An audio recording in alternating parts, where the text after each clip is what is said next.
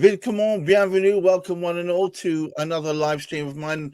Today, I'm very pleased to have in the studio Richard C. Pendry, the risk consultancy head honcho, but also an ex-military man himself. We are going to talk today a lively debate about two topics that seem to be in the news. You cannot avoid but see how much the British Army have been decimated over the last 20 years. Various different governments, particularly, dare I say it, Tories, who have always been under law and order and championing foreign incursions, have also been party to slash and hack and slash to the British Army. There's been a reduction in the police force. All aspects of law and order have been reduced. And from the Foreign Office point of view, our ability to react to incursions abroad have been much reduced. Number of submarines gone down, the scrapping of an enormous carrier, etc. I'm sure we all know about this.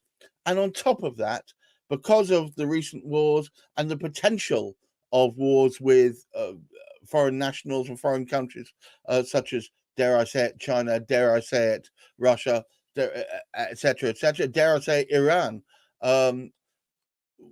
There's been a lot of talk in the fact that, of course, we should have some level of forced conscription. Richard, what are your thoughts? Let's start first of all with the British Armed Forces. Well, I mean, the British Armed Forces is at a bit of a crossroads at the moment, isn't it? It's where does it go? Where does it go? Where does it go now? I agree with you to a certain extent that it's been reduced in size, not just with the Conservatives, but the major reduction in the British military, the British Armed Forces, was back in 2006. Okay, and that was when we were heavily involved in Afghanistan and heavily involved in Iraq, and under Tony Blair's government, major sort of reshaping and reduction happened there. And you know, when I joined the army back in the 80s, so this would have been the Cold War era, just coming up to the end of that. You know, we were nearly on 250,000 servicemen across the three services. Right. 2006, it went down to best part of 180, and now we're looking at a British Army number of around about 73,000 soldiers. Which, compared to the original figures, is a pitiful number. Yeah, I mean, it's hugely reduced. And General Sir Patrick Saunders, who's the chief of the General Staff at the moment, well, basically he's the boss of the British Army. He came out and he said that he couldn't do his job. He couldn't send the British Army to war with Russia or whatever foe it was, because it simply can't do the job that it's supposed to do. So then he came up with this reference to conscription, which just went ballistic. Yes. And you know what? I actually congratulate him for doing that, because he's put it on the table. Yes. When you look at the previous chiefs of the General Staff, and I think there's been 7 or 8 since 2000. General Sir Mike Jackson, my ex commanding officer in the Parachute Regiment, he's one of them. And I can't, Richard Dannett, who's always a very vocal person, he's always on the TV and all the rest of it. I can't remember him. I can't remember any other chief of the General Staff created such a furore with comments that he isn't able to do his job. So, in fairness to Patrick Saunders, well done. Yeah, he brought it to the attention of the public. All right, but so it was a good thing to do, bring it to the attention of the public. But the question we've got today is, should there be forced conscription now, especially in advance of any potential war or incursion abroad? Okay, so should we have a policy like Greece, like Russia, like Sweden and Norway, Turkey, Yes, all right. of these countries have military service written into their constitution. Right. Should we have something like that? I think it's a terrible idea. I think it's an infringement upon civil liberties. It potentially goes against the European Court of Human Rights. May I point out that that's a separate entity to the European Union. It stands completely aside from that, and it would fly completely in the face of one man's ability to define his own future. Well, I've got to say that I am against the human rights, the European Union. I am totally against that. Okay, I think we should actually come out of it because it is problematic. We didn't have it previously. We were amazing as a country. Why do we have to have it now? So, I mean, I personally don't believe in that piece of constitution. I don't think we should have it. I don't think it should have a legal impact with us. And I look on the side that military service will bring a lot more to the table, than degrading people's ability for human rights and things like this. And I'll give you some examples. For this, Gareth. Okay. Social integration. Right. Crime reduction. Civil engagement. Employment. Skills going back into the community.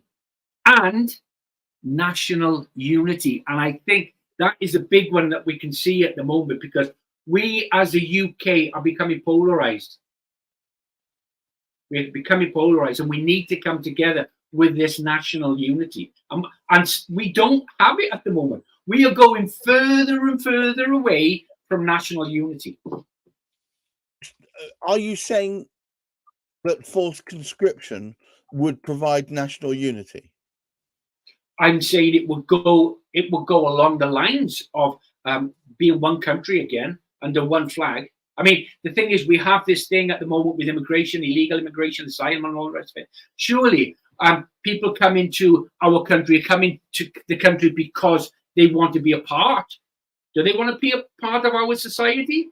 And in which case, they need to be able to put on the uniform and protect that society that they want to be a part of. And if they don't, hang on a moment. Are you saying they are hypocrites? Hang on a moment. Are you saying that willy-nilly we should always be forced to fight for king and country, even if the reason that we're fighting for king and country is totally against any normal human wants or needs? For instance, can I use an example? The Vietnam War, and I could even be so bold as to say the First World War. If we recall, going back to the First World War, a good portion of it was fought with many hundreds of thousands of brave soldiers losing their lives over no real gain. I agree with you. I do agree with you with the First World War. There was my hometown of Merthyr Tydfil was very problematic during conscription in the First World War. It had the largest amount of conscientious objectors per capita than anywhere else in the UK. And the thing is, it's there. I mean, they didn't want to fight because they actually couldn't see what they were fighting for. But let's go on just a generation more to the Second World War. Completely different story. Fascism. But the rise of nationalism, which, dare I say it, is the extreme end of conservatism. The rise of nationalism created an army, the like of which the world has never seen, hell-bent on the final solution of the removal of in their eyes, a species, and the refinement of all society to follow a direction given by them. Now, that is where conservatism leads at the top end, because you go from conservatism to fascism to nationalism. Right. Right? So is there a fine line between conservatism, I want to fight for my country, to I want to fight for my country, I want to kick out all foreigners, I want to fight for my country, kick out all foreigners, and look back in everybody else in the country to see if they are enough like me that I will allow them to carry on living here. Isn't that the direction of travel? I would say no. I would say no. And if we look at, so let's look at Afghanistan, for example. I've been involved. I was heavily involved in Afghanistan, and I was heavily involved in the Iraq War, not as a soldier, not as a member of the armed forces, but as a private contractor. And I've seen Operation Pitting in Kabul, when the Taliban got in there. The British Army were out there. They were helping people to come to our country. There is a warm welcome for interpreters from Afghanistan and from Iraq who helped the British military and the country achieve their aim out there. And there is a warm welcome for these guys. But, you know, not all the Afghans coming to this country were interpreters or working for the coalition forces. Not. Our country at the moment, and when you look at the armed forces, Gareth, the armed forces to when I was there in the Cold War era in the 1980s to now, it's like the United Nations. Okay, there are so many foreign nationals. To join the British Army, you have to be a British citizen, an Irish citizen, or a member of a Commonwealth country. So I was really surprised when I went back and working alongside the military in Iraq to see the different nationalities, Ghanaians, people from the Caribbean, Fijians. You know, there were so many different nationalities. The British Army is a very, very cosmopolitan organization. And now that we are withdrawn from the European Union, are the new intakes? So let's switch over to the other point, which is, should we be rebuilding the army? Should we be spending money on the army? I mean, my mind is perhaps we should be reducing it still further. We are not really a global player in the same way we used to be. We used to be number 2 global policeman behind the States. We're not that anymore. Our role is, if anything, humanitarian aid. It's diminished. I mean, you know, looking at the figures, the biggest armed forces in the world, number 1, USA, number 2, Russia, number 3, China. We are 8th in the world behind France, which is number 7. An interesting figure is Germany. That's number 15. Yes, that's very interesting, actually. I understand why France is so high on the list, because they are although they have a seafront, they have different countries on 3 sides. And that means that they have to protect themselves and protect their borders. Being part of NATO, of course, NATO would jump in if somebody were to threaten their borders. But it still needs, they have to watch out for border disputes and so on and so forth. So you can understand they've got a long old border to police. And Germany, do you know what? I think now is a time that, and you know, Patrick Saunders has mentioned this, and I think it's a critical time for the British Armed Forces. I honestly think that the generals, the senior management of the army, right, the senior generals have not done a good job of managing it through the last 20 years. We need to radically rethink what are the risks that we are trying there to mitigate? What is the military force there to mitigate? And how are we going to do it? Are we going to reduce it more into a UK defence force and have an integrated 3-service? There are 50 generals in the current British Army of 70,000. Okay, when you do the maths on that, that's 1 general for every 1,400 soldiers. I mean, you know, there is a, you know, and the general staff will say, yeah, the posts are essential, you know, they're there for liaison and stuff like this. But really, I think it's jobs for the boys. There's too many at this higher level, and we really need to go forward in a completely unique and dynamic way. And I don't know how they're going to do that, but you know what? It's shown that they lose in popularity. Nobody wants to join the army. The units are undersubscribed. Even if we were at war at the moment, we couldn't put a division in the field because the unit, the front line unit, goes back to my original question. Should we have forced conscription? Is that what you're saying? Because you're saying right now we couldn't put a division out there if we wanted to. We just don't have the numbers. So, but don't the people of this country deserve to be protected? Well, yes, I suppose. Yeah, we deserve to be able to live. We deserve to live our lives in the pursuit of happiness without being encumbered by a foreign power wishing to control us. Does the right of the individual supersede the right of the whole society? Oh, no, that's a very interesting point. And that's human courts of that's that human rights, European human rights, yeah? Yeah, well, I honestly think that's a different debate, but surely society is the most important thing.